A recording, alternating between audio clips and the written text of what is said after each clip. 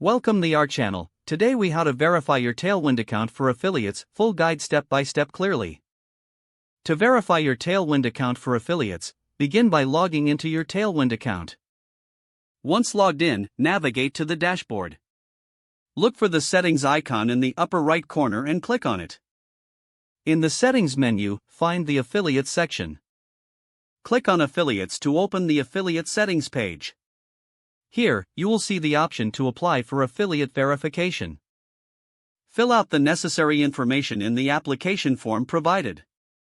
This may include your website URL and social media accounts. Make sure all provided links are working and lead to active profiles. Be honest and thorough when describing how you plan to promote Tailwind. After filling out the form, review all entered details for accuracy.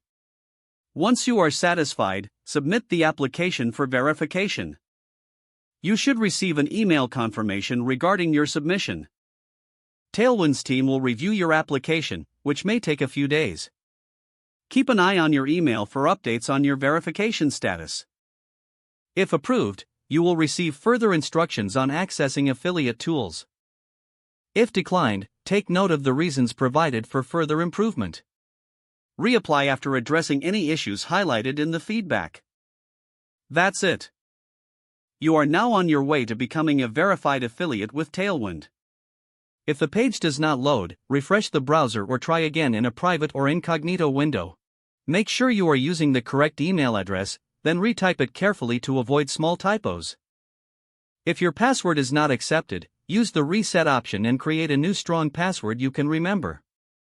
Check your spam folder for verification or security emails, then complete any requested confirmation steps. Enable two-factor authentication if available to improve account security and reduce unauthorized access risk. After signing in, review your profile details so your contact information and settings are accurate and current. If you see an error message, note it down and try again after restarting your device and internet connection.